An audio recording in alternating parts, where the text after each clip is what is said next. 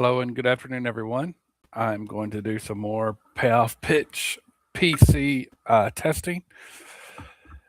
So, um, I've been doing the 1969 World Series. Let me share my stream here, and I'm going to test a different mode today. I'm going to test the auto dice rolling mode, which is not a mode that I will probably play much in. I'm more of a board game companion player, but I know I said in a different stream that another version might be the way people play the most. But actually, I think this version, this mode is going to be the way people play the most. Um, if I can get everything squared away here.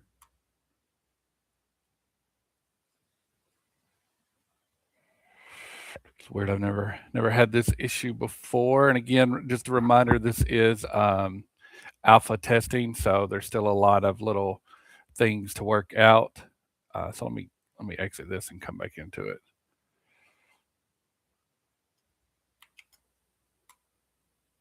Make sure I am sharing my screen, and it looks like I am. Sorry for the delay here.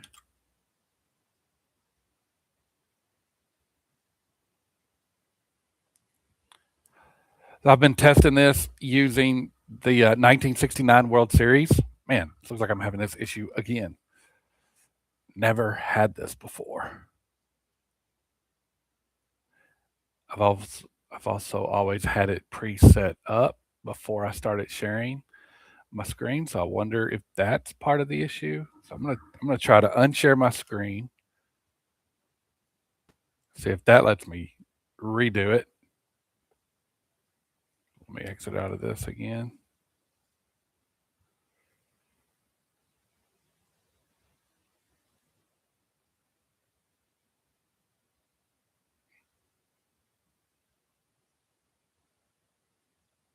And it looks like that's going to work. So it was just an issue on my end that was causing the issue. So thankfully, I'm remembering to come back here and reshare my screen. Kind of surprised I remembered to do this, to be honest with you. So now when I flip back over, it's working correctly. And it might not have been an issue for you guys anyway.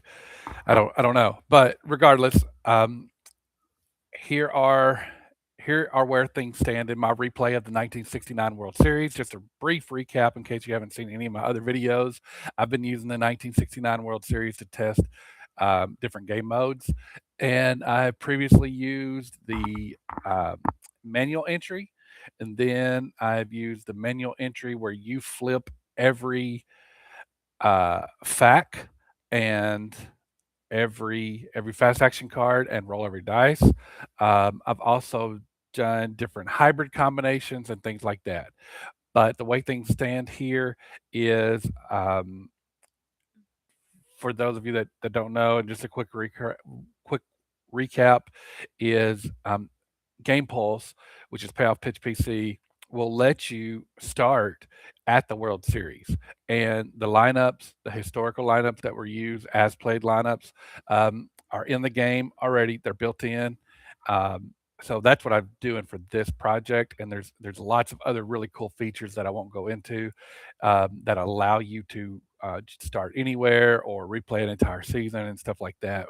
And that's cool. But in this one, I did 1969. I replayed game one, and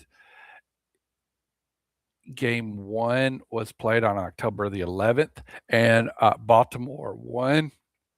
If I'm not mistaken, that was in. No, I was thinking that was extra innings, but that might have been a different game. Baltimore won game one. Oh, and then game two, I actually played that one offline because I was excited to. I wanted to play it, and I wasn't really in a place where I could stream because the house was busy. So game two, I've already done it in the auto dice rolling mode offline. Um, and didn't stream it, but I wanted to stream it today. And this was a really good game. You can see that McNally got the win, and Kuzma got the loss. The MVP was McNally. Here's the box score. You can get the play results. Lots of ways to filter all of this stuff, which is so good. Um, but you can just filter by scoring plays and just the hits. You can search for just different things in the search box here. Uh, doesn't look like is anything changing when I switch this to just scoring. I know that normally works. Again, just some bugs in the system here. Am I doing something wrong? This is top of the first, top of the second. I want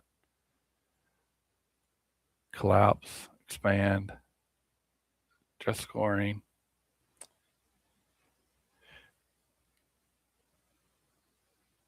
And this is still all of the plays, so that's not doing what I was expecting it to do. But you can see when you highlight up here, it'll show the description, and then down at the bottom, it kind of walks you through everything that happened there, including the roles. And I am probably doing something wrong. But my thought was when I click scoring here that all these other lines would go away except for the scoring lines. I'm fairly certain that's the way it's worked before. If I collapse, you can get kind of just a real good summary here. But regardless, this was a really good game. So if we can, I wanted to just show the scoring, but I'm gonna the way Dana has the scores highlighted here makes it a little easier to see.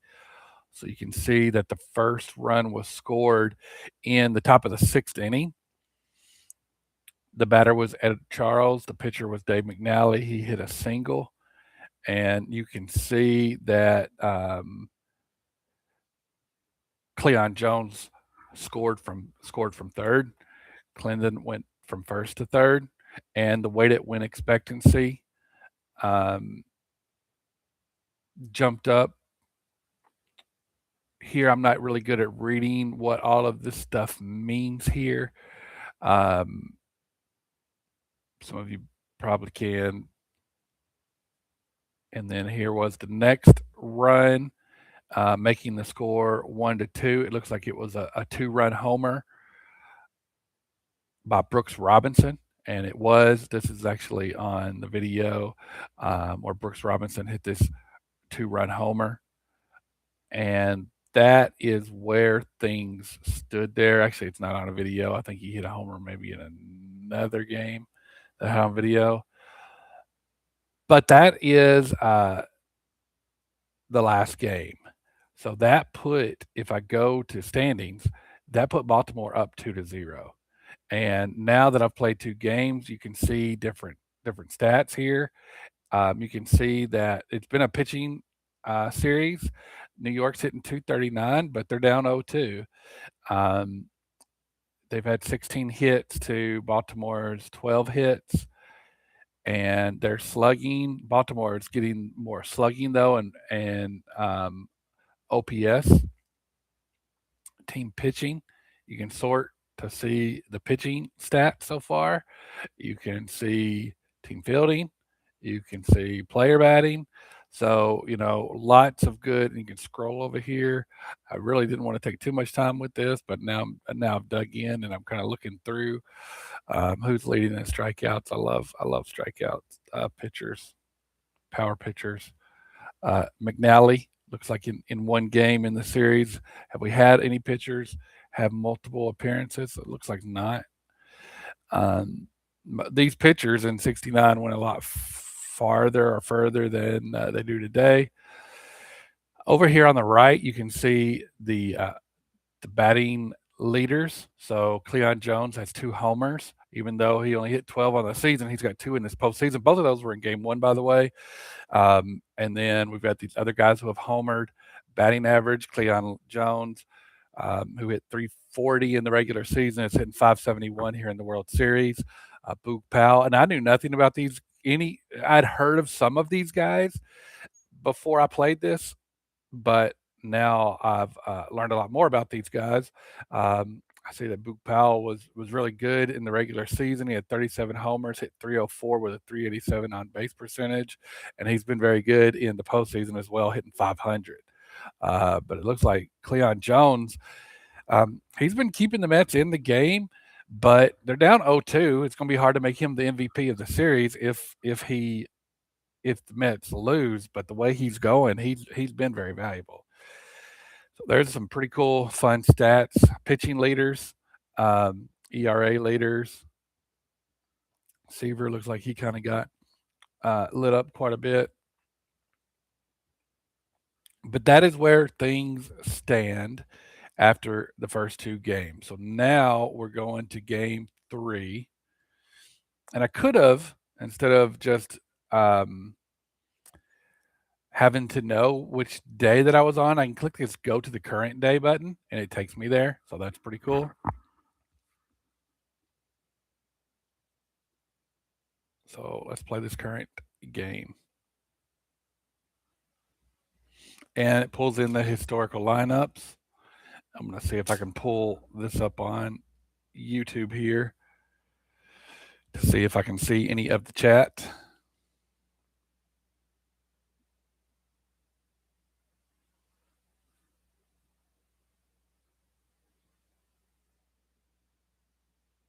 In case anybody jumps in there.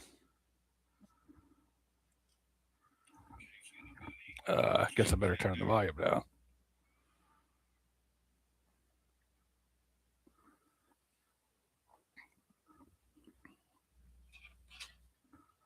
I don't know if I'll ever even think to look in the chat in case anybody ever comes, but just in case.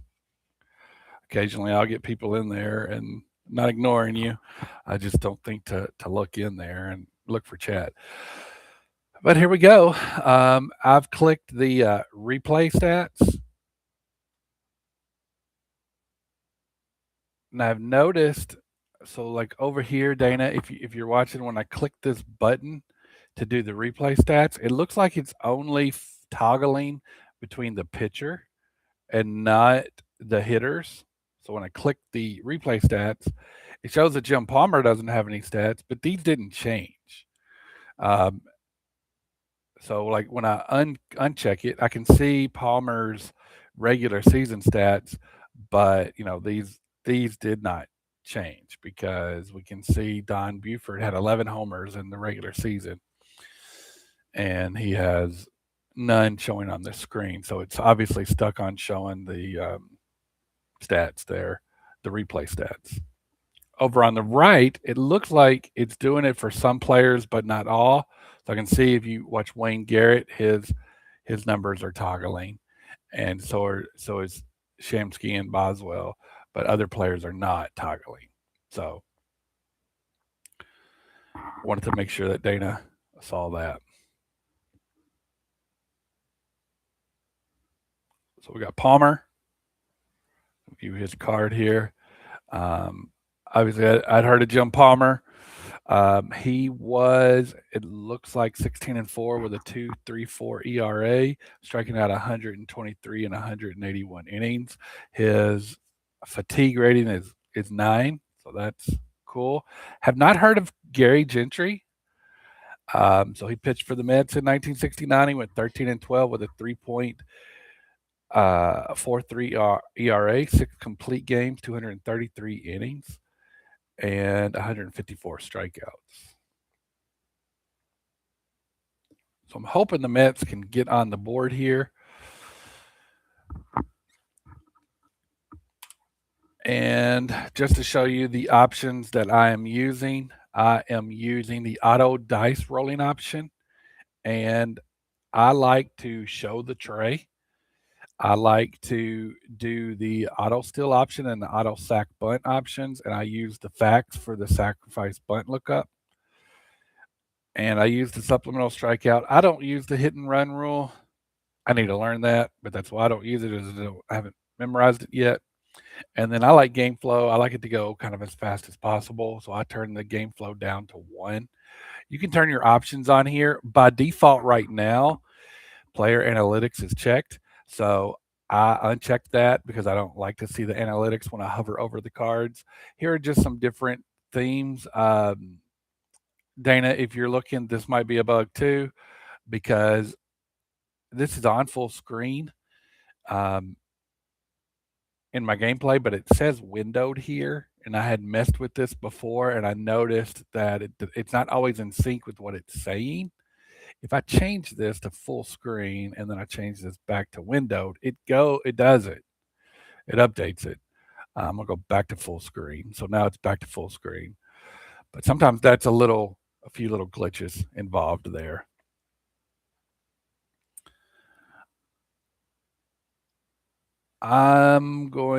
I turn off the toast because Dana, another uh, bug I've noticed, if I have this box checked and I have the runners list box checked, then they overlap each other on the screen over here. So I prefer to see the player description, the base runners, the runners list, rather than the playlist. And it appears if you have both of those boxes checked, then they overlap each other and it looks a little weird. I think that's all for this screen. Autoplay, I'm not going to use autoplay right now. Hotkeys, this is my current hotkey list. This is set up where you can make your hotkeys, which you would use if you want to use keyboard entry, um, which I like to do. You can set that up on your own. Okay, so now without further ado, we've got Gary Gentry versus Don Buford. I'm assuming is the way that is pronounced. I've been playing with my setup over here the way I like it, and this is what I'm going with right now. We got a 5 tough out 81 against the righty. We can see those of you, I'm sure you know how to play tough out since the 81 is greater than the 45. You look at the outs over here, and we got to fly out to center field. Um, Dana, you had said something in a previous stream that you did that there was no way to exit this screen using keyboard entry. But I found if I just press R, which is the hotkey I have set up for rolling, it just takes me to this screen. And I'm sorry, I don't remember what you call this screen, but that works for me. All right, so we got a 5 tough out 18, and that's going to be a strikeout. Gary Gentry versus Frank Robinson.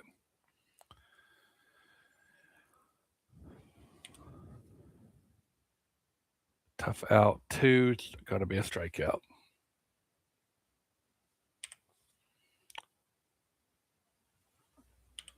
So after top of the first, the Mets come up to the plate, and we got Palmer versus Tommy Agee.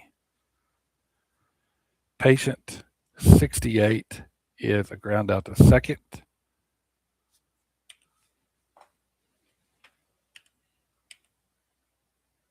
Eight in play 55 is a ground out to third.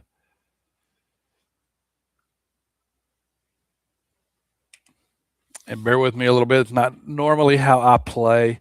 I'm not a big dice roll on the screen. I use it as a board game companion where I'm putting the dice rolls in or the outcomes in. I like to roll my own dice, and I like to, or more than that, even I like to just enter in the plays as they happen.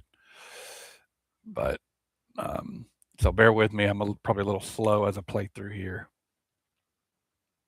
All right, the Mets with 2 outs. We got a patient 64, and that's going to be a hit by pitch for Cleon Jones. So Cleon Jones, his steal is a 4, his jump rating is a 4. So it's going to auto roll on the next screen right now. The way the game is set up, when you go to the next screen, you're going to see the auto roll for the jump. I've made some recommendations that I think players would like. So I'm going to show you what it does right now. It just does this automatically right here. and it does the still check, and it tells me that the 2D10 equals a 10. And since the jump rating is 4, then he does not get the jump. Um, it tells me here all of that here that the jump check failed.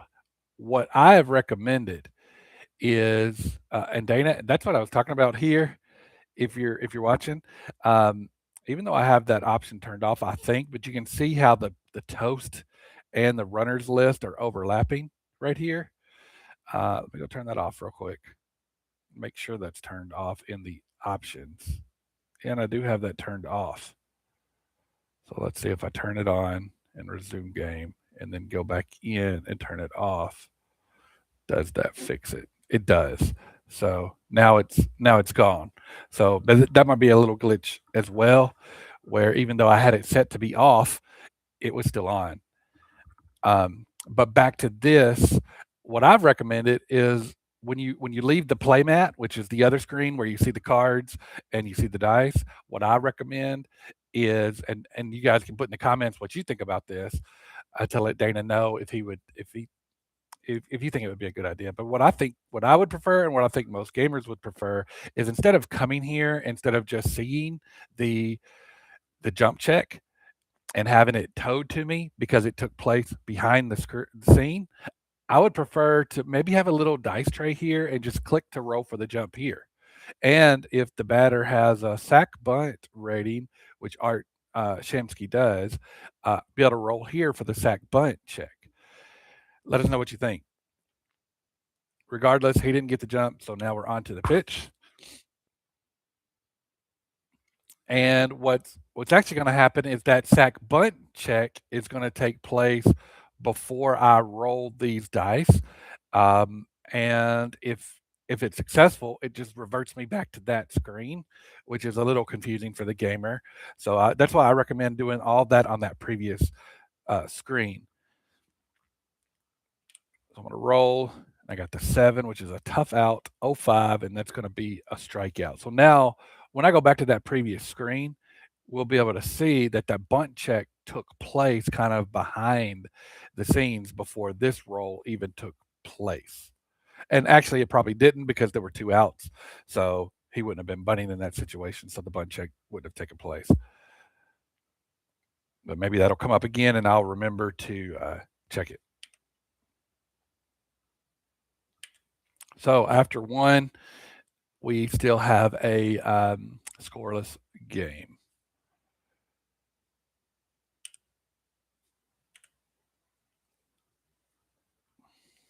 And we got Boog Pal, who, as I mentioned before, has been tearing it up.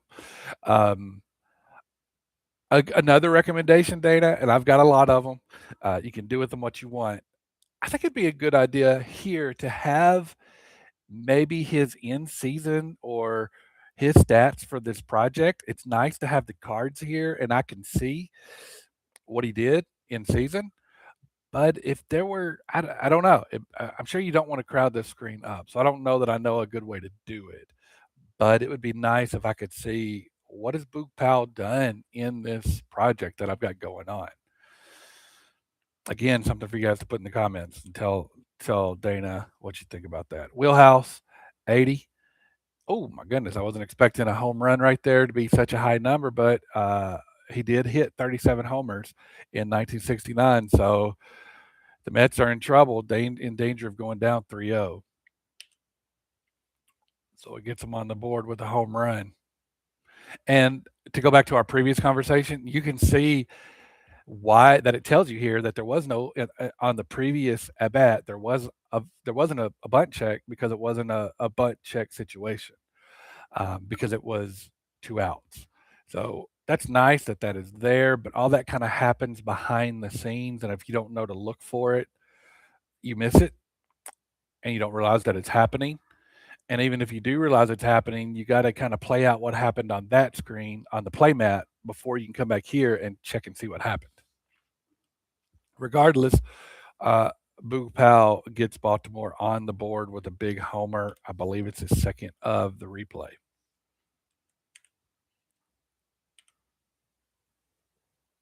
Patient 32. Oh my goodness, a triple. Baltimore is bringing it. One recommendation I have made as well is to bring the if I bring the infield in here, which I'm going to do, there's no indicator. So I clicked the button here, and I don't know unless I'm missing it. It doesn't say over here that the infield is in. This is not lit up or anything. These icons aren't moved in. Um, if there could be some sort of indicator to confirm that the infield actually is in as I've suggested, or as I said, I want to play it. And maybe I have an option turned off or something, so that could be the case. All right, I think that's probably enough recommendations for my testing purposes that I want to share with Dana. So now I'm just going to try to play the game out from here without talking so much. Patient 63, and there's going to be ground out to the shortstop. So with the infield in, no indicator over here if it's in or not. We're going to see what happens on that.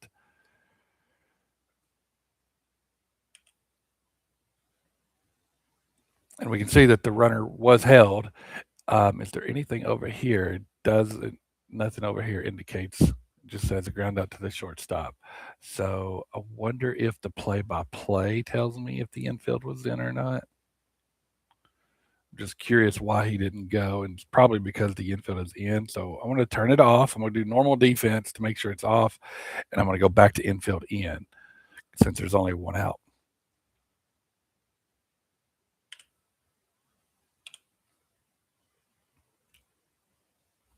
Defense check. Now, Dana, I'm sorry, guys. I said I was going to try not to do um, and I'm sorry, Dana. I said I was going to try not to make too many more recommendations, but I've been wanting to point this out as well. This goes really fast um, because there was a different. Now I'm missing actually. I'm missing the FAQ card here. There was a FAQ. Normally there's a FAQ. Oh, here it is. An FAC. It's hidden right over here, and I'm going to get that out in a minute. But what happens is there's one there, and then when it needs it a second one, it just flips the other one real quick. So it looks like this isn't correct.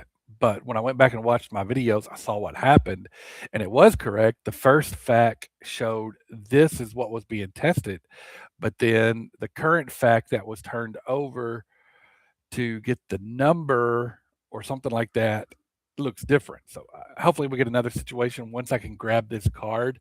And Dana, this happens sometimes. The cards get pushed over kind of off screen, and you can't always grab them and pull them back over here. So might want to take a look at that. But this time he gets on the board. It looks like he got a single. I forgot to walk through that, but it looks like he gets a single here. And the steal check was failed.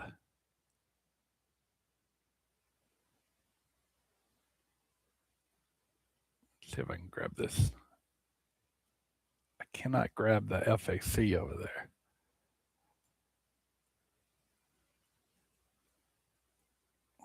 I figured out a way to do that before. Trying to grab it and pull this card that's over. I wonder if I cancel, go to game options.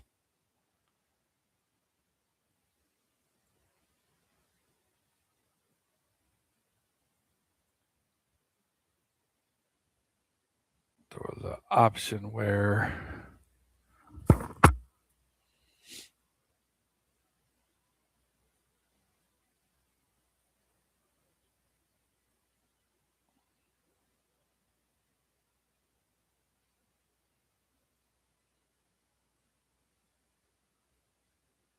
see what happens here.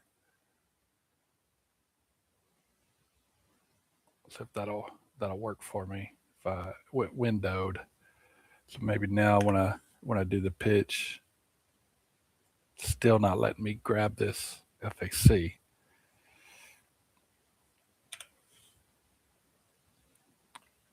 Patient 37. We got another walk. So Baltimore is threatening again. Already 2 runs.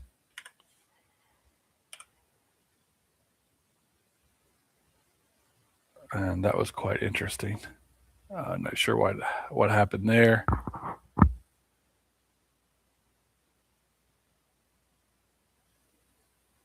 The defense is normal. Oh, it was the pitcher. I'm sure he got a bunt. 2d6 is 8, and his sack bunt numbers are 5 through 12. So he attempted to sack bunt, and it says Palmer, who is a C. He got the sack uh, bunt. D6 equals 0, which is a 0% chance. Sacrifice bunt, runners move up, but then the runner on third did not move. The runner on second tried to move, so it doesn't look like anything actually really happened except for the out. So maybe because the runner on third could not move home, it put Bellinger back on second.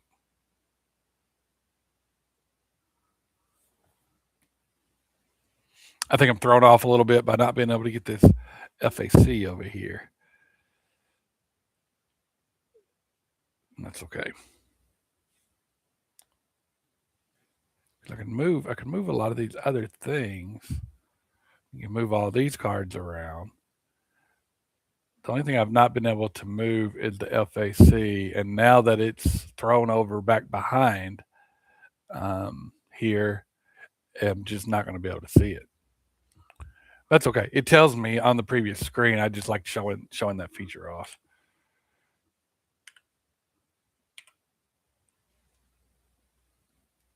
Tough out 16, strikeout.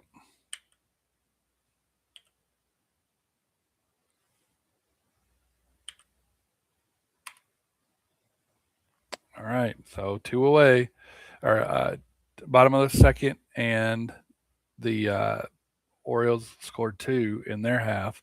Let's see if the Mets can get any back.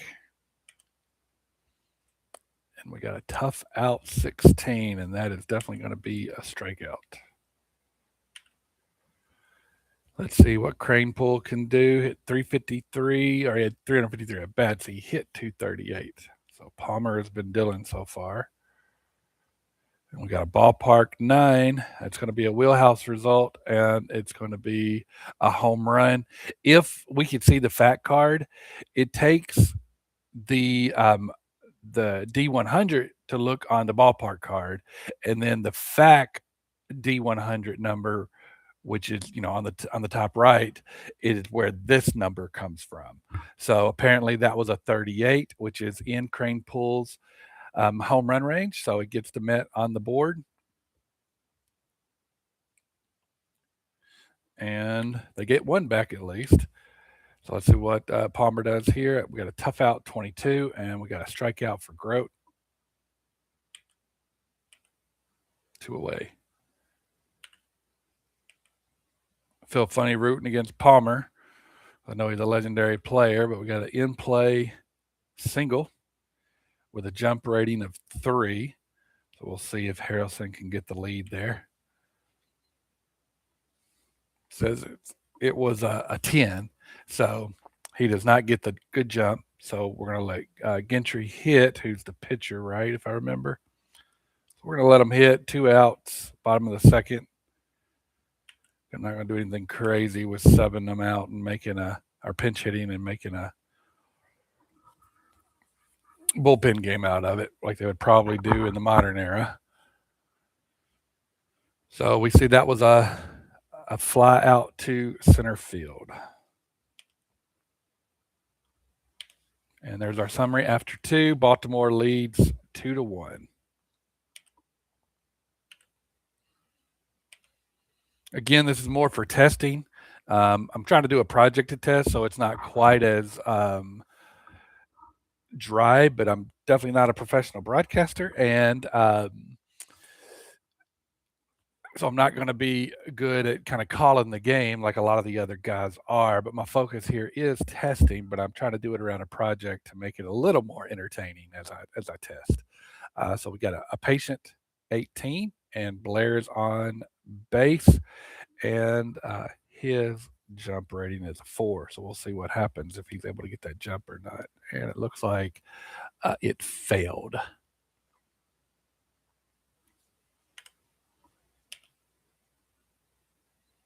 Tough 61.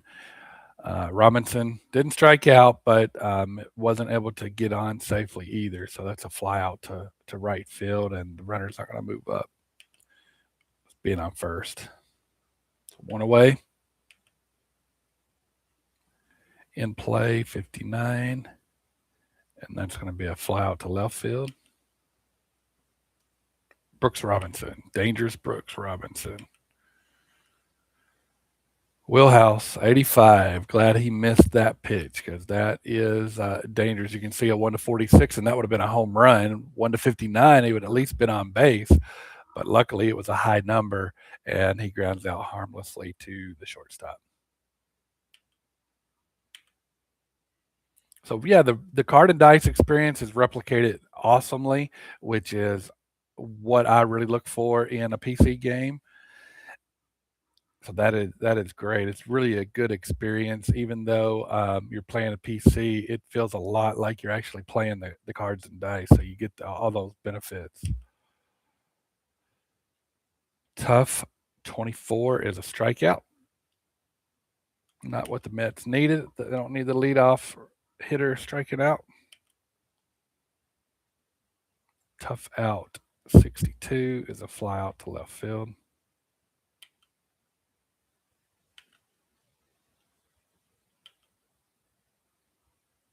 Ballpark 53 is in play. And again, if in case you're not been watching the whole stream, there's a little bit of a glitch here where this FAC is kind of hidden over in this black area of my screen, and I can't grab it and pull it out. So that's it was a 21 on the FAC, so we can see that it's a single. So with 2 outs, we'll definitely be looking to run, and Cleon Jones, who's been probably the top performer, threatening to be MVP, even though his team is down big time in the series. His steal rating, his jump rating is a 1-4. So let's see if he can get himself in scoring position with 2 outs. And he does. So we can see over here, this kind of walks you through why he went to second base here. You can see that the steal check, he's a 4, and the steal check roll was a 4. So then he gets to, with his steal rating of C versus the arm of Hendricks, which is a 2. And that shows you that right here, that it's a C2 and a stolen base on a C2. The roll was 77, so he safely steals. So has a little bit of for me, that's just too much behind the scenes stuff going. That's why I will normally play a different mode, but a lot of people are probably going to like this, or want to roll for those checks maybe on this screen here. But regardless, we've got Cleon Jones. He is definitely making a case for MVP of this series. So we've got Cleon Jones on second.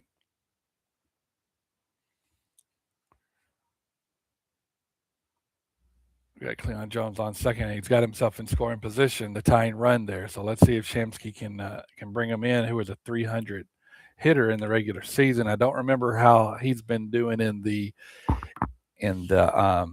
project, and I have made a recommendation to Dana to have on this screen so that we could know if there.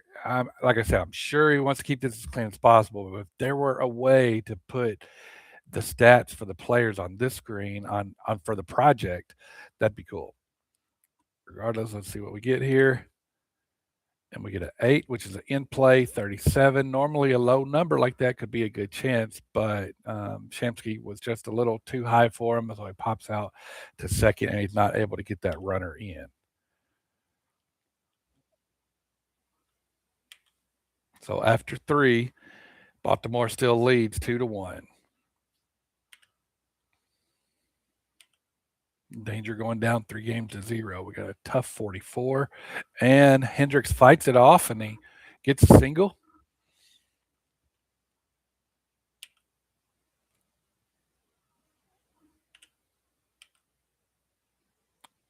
Patient 75.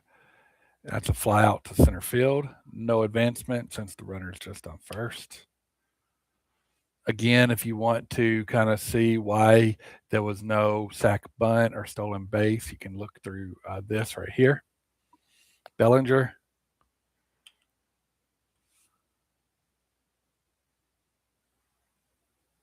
The shortstop. Patient 35. That's probably a walk, and it is a walk. So Gary Gentry is struggling a little bit. It's actually not doing bad. I've just been used to other pitchers just really completely dominating in this series. So this is what I was talking about. We were on that previous screen, and something happened here, which it looks like it's a sack bunt attempt. So it just threw me over here real quick, and it's a little bit jarring to the gamer, Dana, if you're watching this. So now I kind of got to look and see what caused it to come over here. Also, if this could be extendable, that would be cool. So it looks like there was a sack bunt attempt. It was a pop out to the pitcher. So no one's advancing. So now we're on to Buford. Buford with 2 outs. It does show me here that the defense is normal. So maybe I've just been missing that because I was asking about that earlier.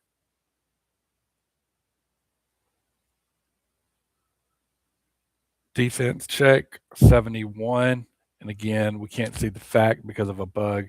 But we can see that the first fact we were checking for the error on the shortstop, who is a third, its E rating is a 3, wrote a 71. And you can see here the E71 is going to be an out. So then it flipped another fact really quickly, and it shows that it's a double play. With 2 outs, it doesn't really matter though. Also, people, one of the common questions, I had to ask this the other day myself, what does a DPA mean? I see this question in the Facebook group a lot. What that means is if it were less than 2 outs and if there were a runner on first, then it's a double play if the guy who fielded its range is an A. So it probably didn't explain that well, but you can see the shortstop, it would not have been a double play, even if the situation would have been right for it, because Harrelson's range is a B. And in order to get the double play, he had to have a range of A. So I think that's pretty cool. But since it's the third out, the thread is over. And now we're moving to the bottom of the fourth. And I'm hoping that the Mets can get the equalizer here or even go ahead. Tough out 77 is going to be a fly out to center.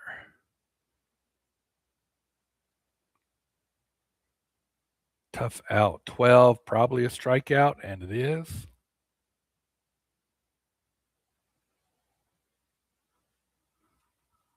Dana, full of suggestions, but I do really like how the results are highlighted here. Sometimes it's fun to play without that, just so I don't turn it into a click fest and I'm having to go and search out what happened. So if that could be an option, some people might like that.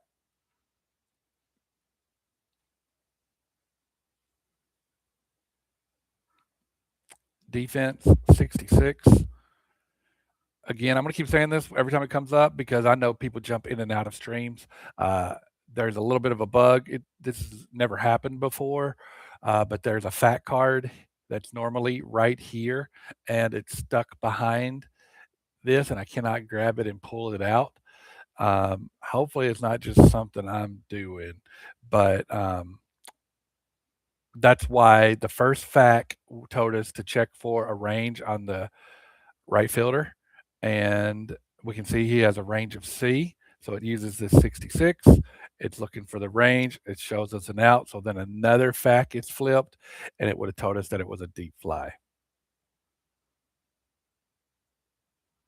So after 4, Baltimore leads 2-1.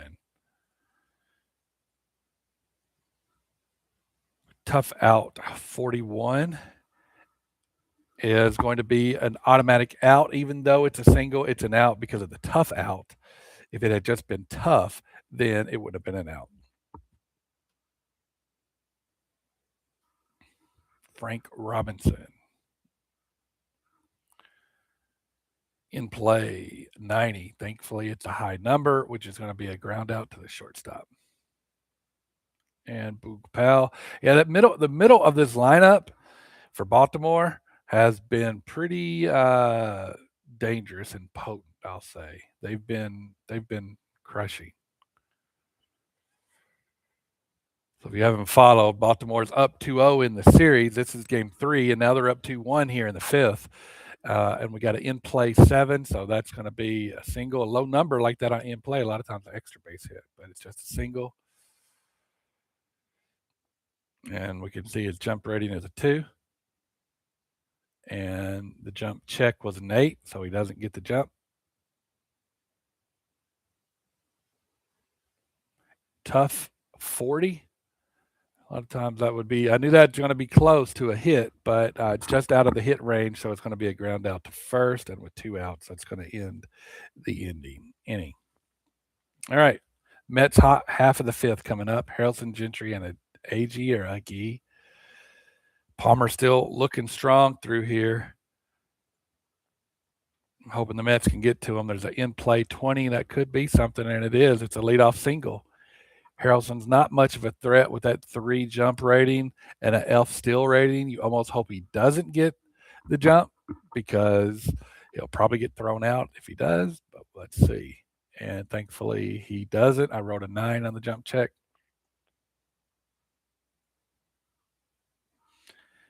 And it looks like it happened here. There was one of his bunt numbers came up. So I wrote a 10, and his bunt range is 2 to 12. Didn't realize that when I was looking at his card. Shows me his bunt. Oh, because it's already moved to the next batter. The previous batter's bunt range was a 2 to 12. It's probably the pitcher. It was. And his bunt is a 2 to 12. You can see it here. And I wrote 10. So the bunt result, his bunt rating, you can see is a, doesn't list it here what his bunt rating is, but it will tell you over here.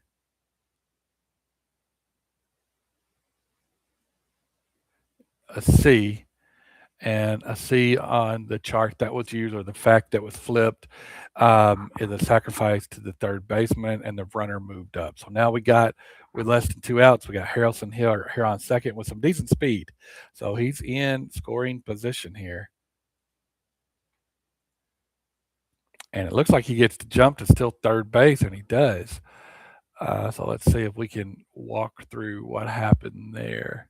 And I was just able to expand this, so that's nice.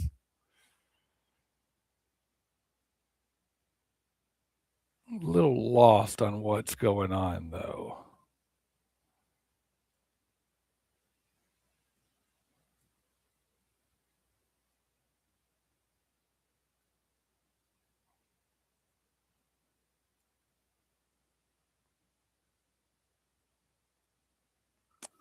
I'm a little lost on what's going on, but it actually, I see what it was. It was a sacrifice hit.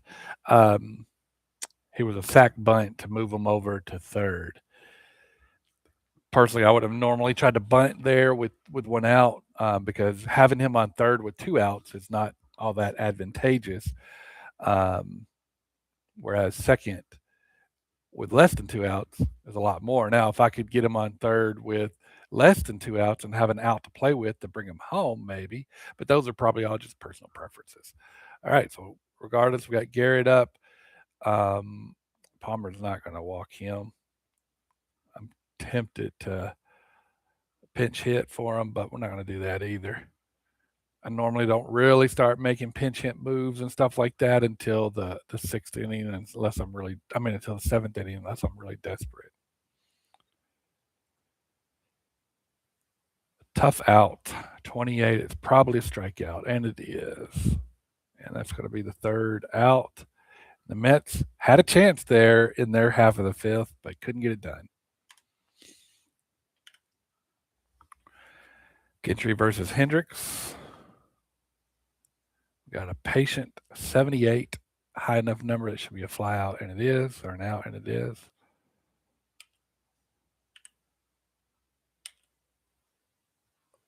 Tough 9. That's going to be a strikeout for Davey Johnson.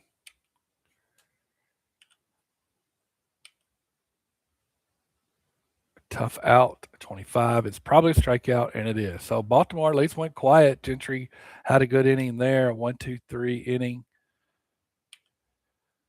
Do it for the Mets. Jones, Shamsky, and Boswell.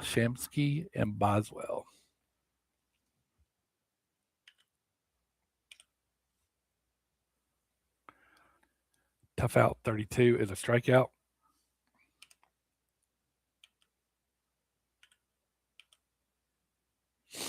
Palmer versus Shamsky. Tough out 62 is a ground out.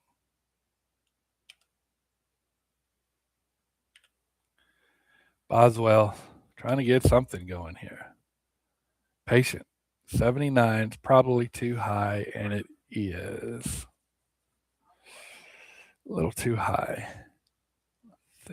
Yeah.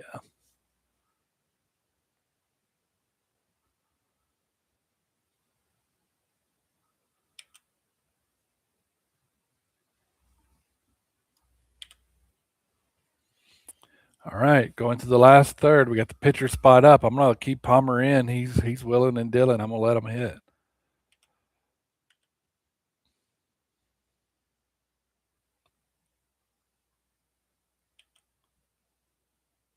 In play 46 is going to be ground out to third. Top of the lineup, Don Buford. In play 38. Was worried about that being a hit, but just high. Pop out to short.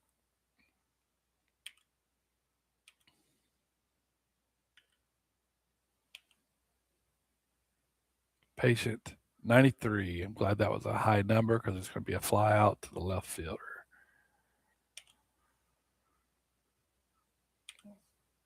All right, Kranepool, Groton, Harrelson. The bottom of the lineup, 6, 7, and 8 hitters, and then the pitcher spot will be up if anybody gets on and stays safe. It will be pinch hitting because the Mets need some runs. At least one. 2 to win, really. In play, 91 is a ground out to second.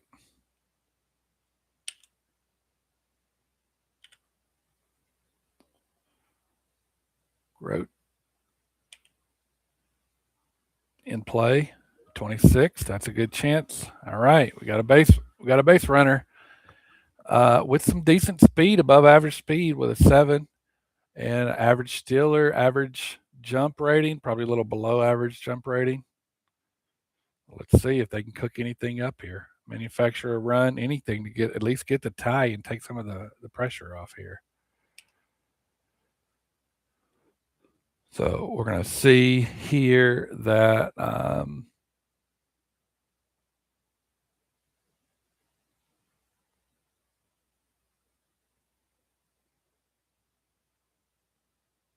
yeah, this is all going back to the last at bat here, not this current at bat. Right. Yeah. It was Grote versus Palmer, and Grote's over on first base now. He did fail his. So this is referring to the last at bat. It wasn't a sac bunt chance. Now that he got on, he fails the steal check. Harrelson's sac bunt rating is a 3. He's an A bunter. I'm gonna earn an 11, meaning I have to get an 11 for the bunt to happen. 339. I'm gonna let him swing away. Hopefully he doesn't hit into a double play. It's a 6 double play versus a 5 double play. So Palmer looks like didn't get a lot, maybe a below average getting guys to ground in the double play. So let's literally roll the dice and see what happens. Patient 82. So we got patient, but he's not able to move them up. Fly out to center there.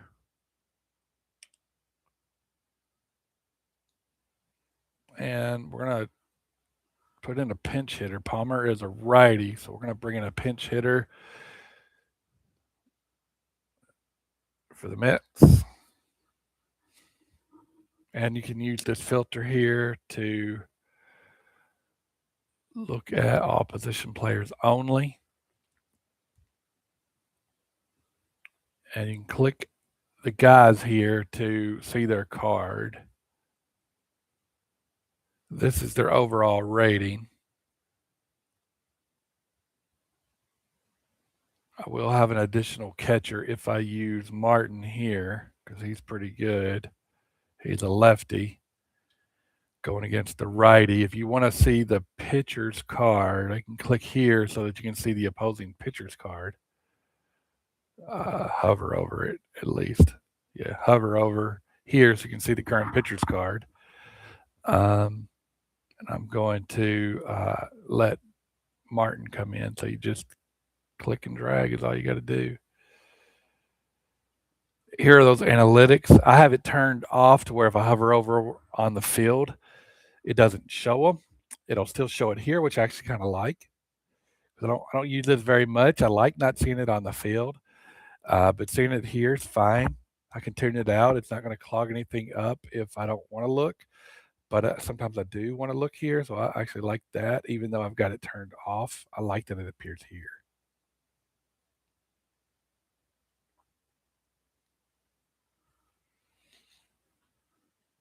All right. So let's see. Martin doesn't have an auto bunt. Well, it doesn't matter because it's 2 outs anyway. So we just need you to move the line. He is a 259 on base percentage. So that's not great, but let's see what we get. In play at least 17. There's a chance he gets a single. So there would be a fact that would tell us, but with 2 outs, the rule is he gets the extra base um, because he is greater than 6. So let's see. Yep, I understood that correctly. So they got him at the corners and the top of the lineup coming up. Let's see what we get here. There's a chance for the Mets. In play, if we get a low number, there's a chance, but instead it's a high number, so he flies out to center field and ends the threat. I had a good feeling there. Going to the 8th. Now, this is really cool because it tells me that I need to, the lineup's not right. I need to assign a catcher, I need a pitcher, or multiple players are assigned a catcher, and I need a pitcher. So let's walk through that.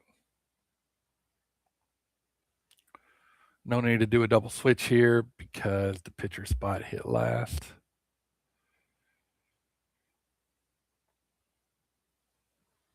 So I'm going to switch over to all relief. I just want to see the relief pitchers.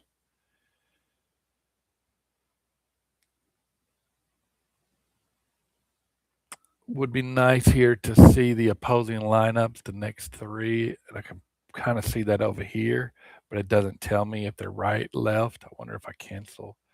I can cancel and I can see that they've got a righty, a lefty, and a righty coming up. So righty, lefty, righty. I'm just going for the best pitcher. It looks like that's Ryan Taylor. He's an 84 rating here. This breaks that down. He's going to get a good roll. It looks like 67% of the time, a bad roll 19% of the time. His best is tough. His core, which I'm assuming that means, and I'm sure there'll be documentation that explains what all this means. That maybe the majority of the rolls you're going to get are like the key rolls, the ones that come up the most. You're going to get a tough. You should use them as a short relief guy. So to actually put them in, you just slide them over to the spot, and you can see it fills in the pitcher spot as well. So I'm going to accept that. And hopefully Taylor can prevent Baltimore from scoring anymore for at least an inning, maybe two. Frank Robinson is dangerous though.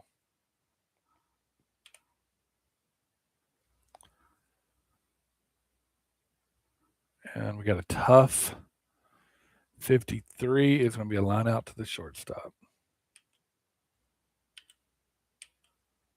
Boog Powell, he's been tough. In play, 20, he gets another hit. He is been a good player. I wonder if Baltimore wins, probably will be one of the players considered for the MVP. Let's see. Doesn't look like he. It looks like his still check failed, so he's going to be staying on first. Brooks Robinson. He's had some big home runs. Hope I didn't just speak into existence. In play, 39 is a line out to short.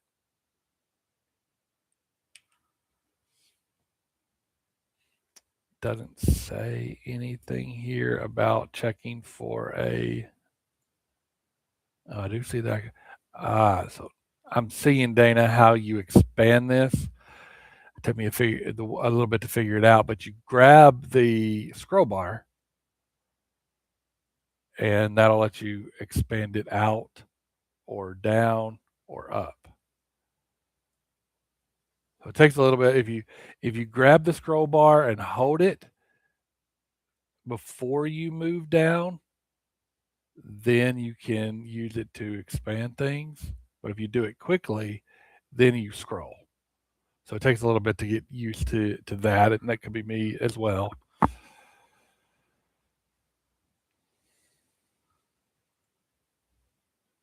right, Taylor versus Hendricks. Powell on first. Patient 70. Thankfully, it's a high number. Ground out to the shortstop. Double play would be 5 or fewer on the D12 roll, right? And it says he just grounded out. Doesn't show me here.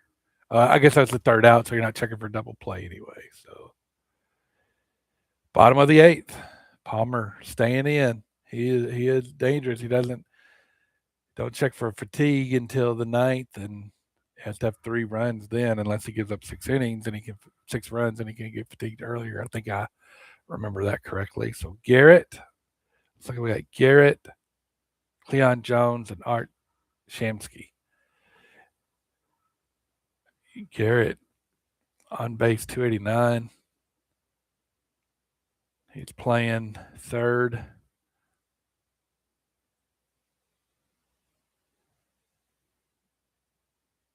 I'll let him hit. Patient 91. So probably wouldn't have mattered who I got off the bench. No one's probably getting a hit off that. All right, Cleon Jones. I've been building you up. I've been telling everybody how good of a player you are, and how you're threatening to win the MVP even though you're on the losing team. Here's a chance to show that merit. Got a tough out 34, and you can see the dominance of Jim Palmer. One of the things I love about Payoff Pitch, and it's not just a PC game, but this is in the game in general. Very few pitchers would that have been an out on, but because Palmer has that tough out, even though it's in Cleon Jones' tough area and not a strikeout, it's still an out. So he pops out to second. So Palmer dominated there, and Payoff Pitch shines.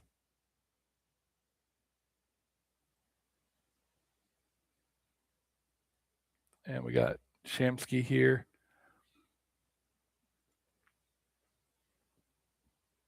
10 is a patient. 59. Oh man, Shamsky with the high numbers on the patient, so he gets that single. I do it. Put in a pinch runner here. His run is a 6. His steal's a 3.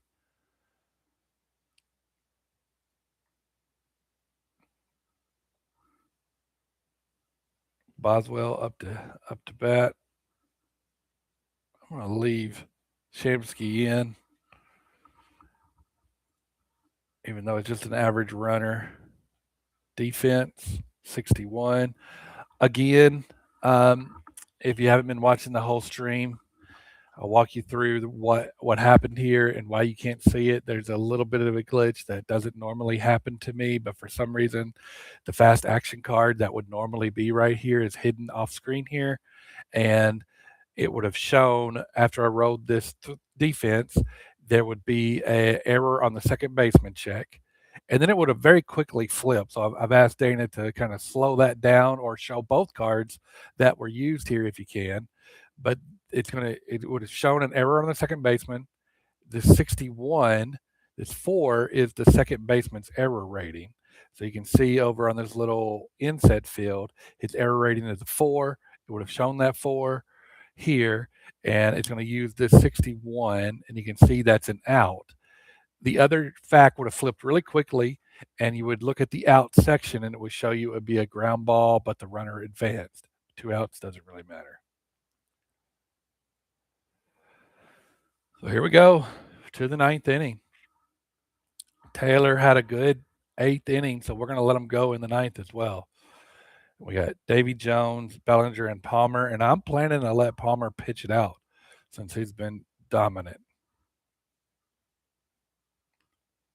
We got a tough 9. It's probably a strikeout. Taylor strikes out Davy Johnson. Mark Bellinger in play, 52, is over his in play range, so it's going to be a ground out to third. So Ron Taylor's got one more guy to get out, and it's the pitcher. So he should be able to do it. They're going to let him hit.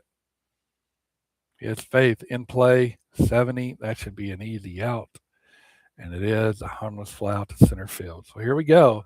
The Mets cannot afford to go down 3-0. They're already down 2-0. They got Cranepool, Grote, and Harrelson. Palmer's trying to pitch it out. Cranepool is a lefty. I'm gonna pitch it. In play, 16. All right, we got a runner on base. He's got a 3, needs a run. Let's see what we got on the bench here. He's got a 3 jump rating and a run rating of 6. We also got to check out the bunt. It's a great bunter here. He's only got an 11. I would love to get him over in scoring position and bunt here, but I do use the auto rules. If I were using the rules where I can make the decisions myself, I would definitely be bunting with the A bunter here. But since I'm using the auto rules, I'm gonna have to roll an 11. But I also am really thinking about putting another runner in for Cranepool. We need this. The Mets need this run. So let me see what's on the bench here for the Mets.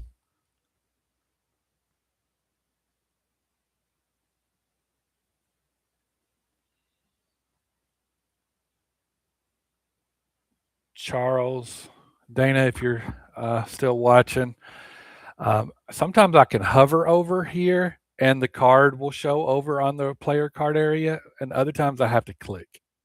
Doesn't really bother me, but if you want to look into that, it's something that seems a little off. Charles, his run is a 7, still jump is a 4. First thing I'm going to do is look for good jump ratings. No wonder. Collins. No jump. No jump. Looks like there's a 5 for Gosker. 7, 3, 3, 3, and Al Weiss, his jump. So Gosker has a 5, but he's just a C, and his run is a 6. That's not much better than what I have. Um, so I'm just going to let Crane pull run for himself. He got on base. Maybe he can bring himself home if there's a hit. Again, I'm looking for. He's an A sacrifice rating, but his auto bunt number is an 11, so I got to get that 11, and it'll happen behind the scenes when I make this roll. So it didn't throw me over there, so I know I didn't get the 11. Instead, I get the tough out, and it's a fly out to center field. So one away. Harrelson is another good bunter. He's got an A rating, but his auto number is another 11.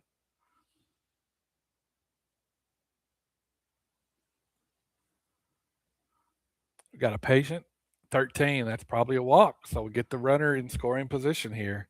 I'm still rolling with Palmer. Still rolling with Palmer till he at least gives up the tying run. Now I will take out Taylor. I'm glad I happened to hover over this and notice that Taylor was the pitcher. If I had forgotten, just so you know, if you're watching this, you can cancel and you're like, oh man, this is a terrible guy. Why did I let him hit? You can cancel here and go back to sub him out. So we're going to bring in a lefty or a switch hitter against Palmer. Try and get this run in. I got to keep a little bit of an eye on the time. I got to leave in about 15 minutes to go get my son from his work. So we're going to bring in Dyer. He is a righty.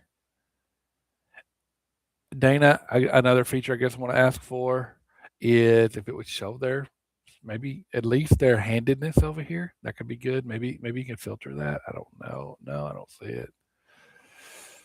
All right. Even though it's the last catcher, I normally wouldn't do this, but desperate times, right? Maybe a lefty who's close. He's a righty. There's a lefty, but he's not even close. There's a switch hitter.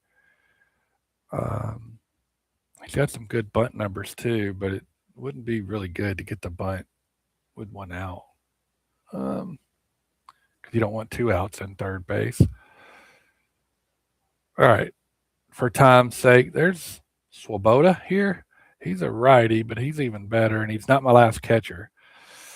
So I'm going to go with Swoboda. And also, he doesn't have an auto bunt number here, so I'm going to go with him because I don't really want a bunt here. Um, so I got to remember one thing I'm bad about is I'll pick out the card and then I'll forget to actually move them over here and I'll click accept and then I'll roll. And the guy, I spent all the time looking for who I want and I forgot to bring him in. So you got to actually drag them over, put them in, and then accept.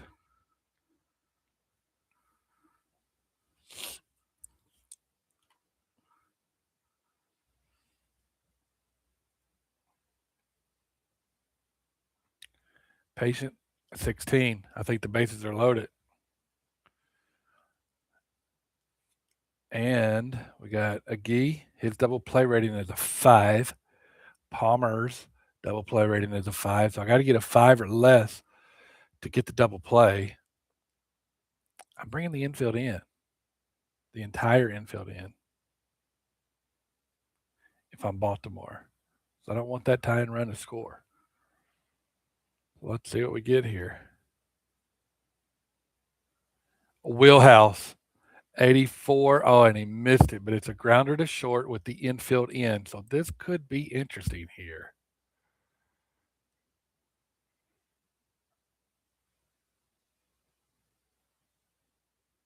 So I'm going to have to walk through infield in. So it tells me that right here. Sack bunt check was not valid. The grounder to short. He grounds out 6-3. Am I reading this wrong? Because the score, let's see.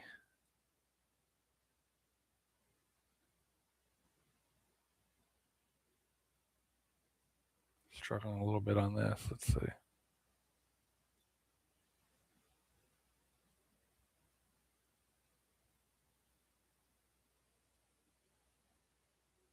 I don't know what happened.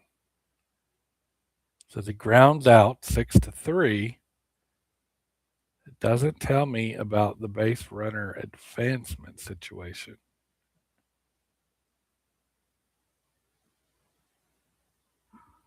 The score is not tied. Was that the third out?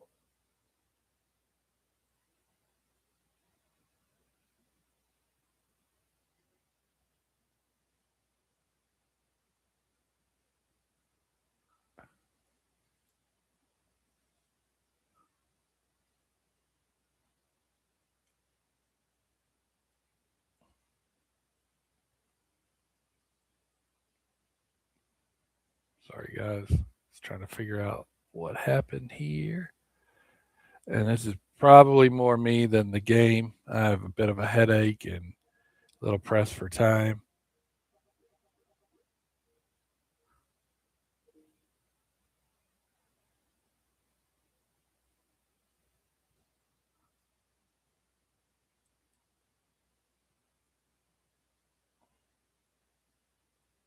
All right, I'm just going to click. I'm not sure what happened there. I'll have to go back and watch. It looks like they put the runner on. Yeah, yeah. So I said ground out 6-3, but I'm guessing since the infield was in, they got the out at home. So I'm going to cancel and just make sure the infield's not in. And it looks like, so Dana, I've asked a little bit about something to confirm what setting the defense is in. This is obvious here that this is normal defense. I don't know if I was just missing that earlier, but this is pretty obvious because these are kind of grayed out. Um, so normal defense.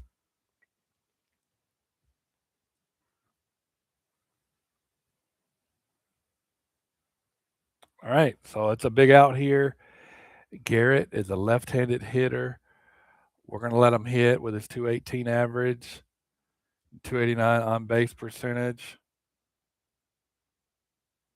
mainly because I'm pressed for time. So we got a tough 67, and that is going to be a ground out to short, and that is going to be the ball game.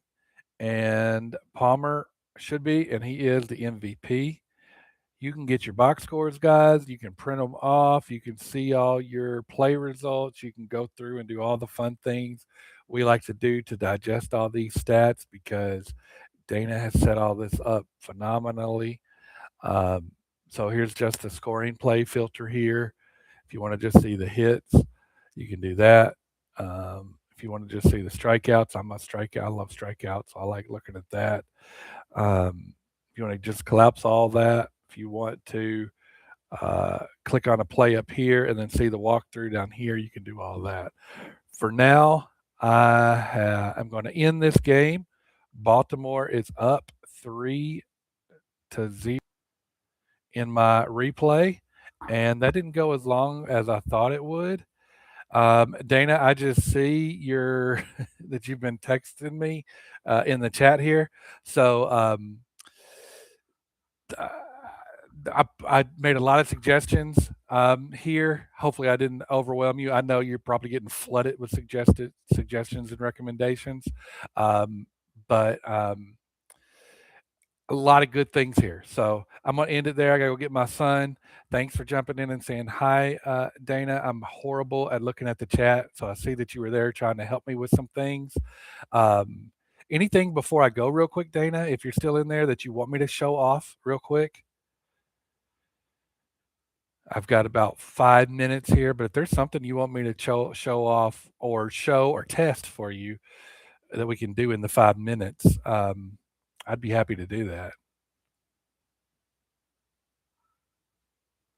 And I know there's a bit of delay, so I'll wait just a minute. But it was really good. I hate that the Mets can't get that tying run across.